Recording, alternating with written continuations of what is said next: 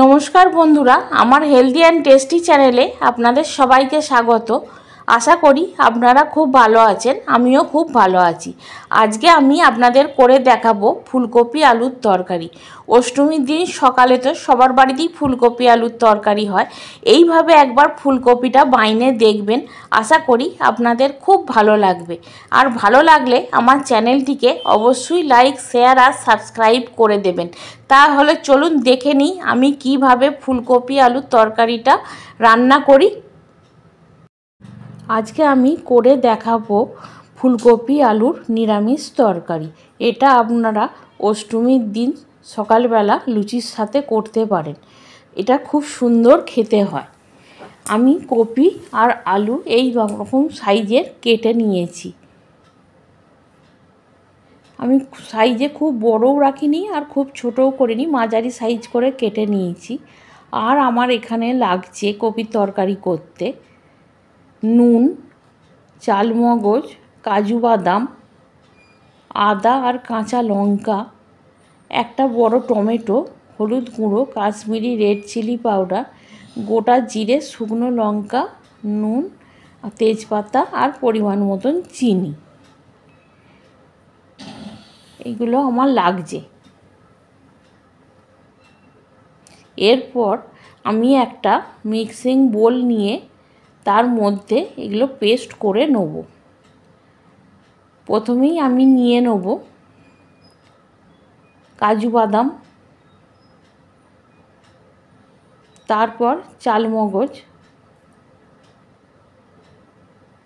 তারপর ওতে আমি আদা আর কাঁচা লঙ্কা দিয়ে দেবো।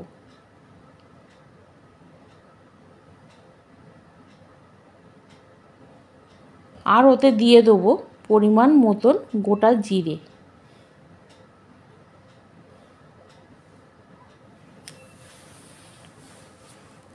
দিয়ে অল্প পরিমাণ জল দিয়ে এটাকে আমি মিহি করে পেস্ট করে নেব। এটা মিহি করে পেস্ট করা হয়ে গেলে ওরই মধ্যে আমি দিয়ে দেবো টমেটোটা, দিয়ে আর একটু জল দিয়ে এটা আমি পেস্ট করে নেব।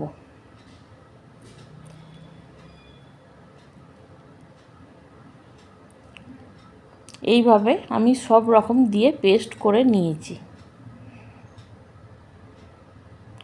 এরপর গ্যাসের মধ্যে কড়াই বসিয়ে ওতে আমি পরিমাণ মতন জল দিয়ে দেবো, দিয়ে কপিটা খুব ভালো করে ভাপিয়ে নেব।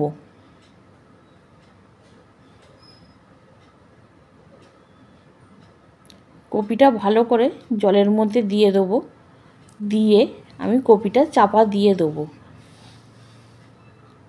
দিয়ে কপিটা ভালো করে জলে টকবক করে ফুটে গেলে কপিটা আমি নেড়ে চেড়ে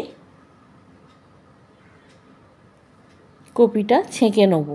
এরপর ওই কড়াইতেই আবার আমি পরিমাণ মতন দিয়ে দেবো সর্ষের তেল। তেলটা গরম হয়ে গেলে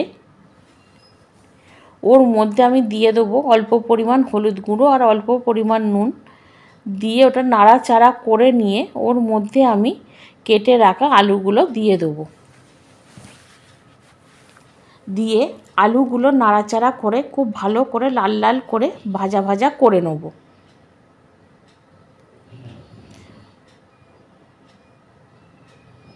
ভালো করে লাল লাল করে ভাজা ভাজা করে তুলে রেখে ওই তেলের মধ্যেই আমি দিয়ে দেবো ফুলকপিগুলো। ফুলকপিগুলোও হালকা করে নাড়াচাড়া করে আমি তুলে নেব।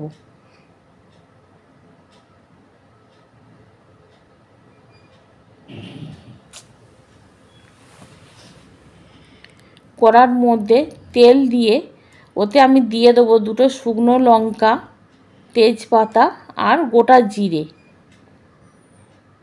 দিয়ে এগুলো ভাজা ভাজা হয়ে গেলে ওর মধ্যে দিয়ে দেবো হলুদ গুঁড়ো আর কাশ্মীরি রেড চিলি পাউডার, দিয়ে এটাও খুব ভালো করে ভাজা ভাজা করে নেব। দিয়ে ওর মধ্যে বেটে রাখা মশলাটা আমি দিয়ে দেবো। দিয়ে একদম হালকা আঁচে মশলাটা খুব ভালো করে নাড়াচাড়া করে ভাজা ভাজা করে নিতে হবে। তারপর মিক্সির ধোয়া জলটাও আমি ওর মধ্যে দিয়ে দেবো। দিয়ে মশলাটা খুব ভালো করে নাড়াচাড়া করে নেব।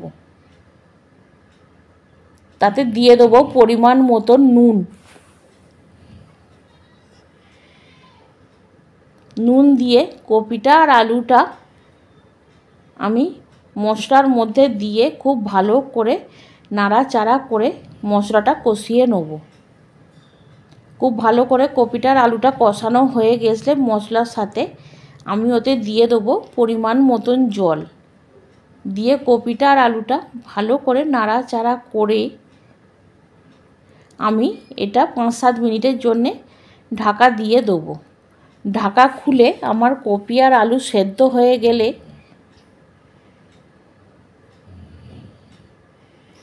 ওতে নামাবার সময় চিনি দিয়ে দেবো।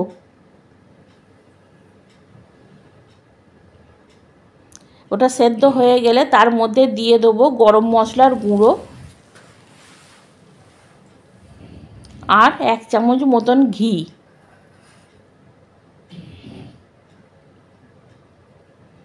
দিয়ে কপিটা খুব ভালো করে নাড়াচাড়া করে নিলেই রেডি হয়ে যাবে আমার ফুলকপি আলুর তরকারি।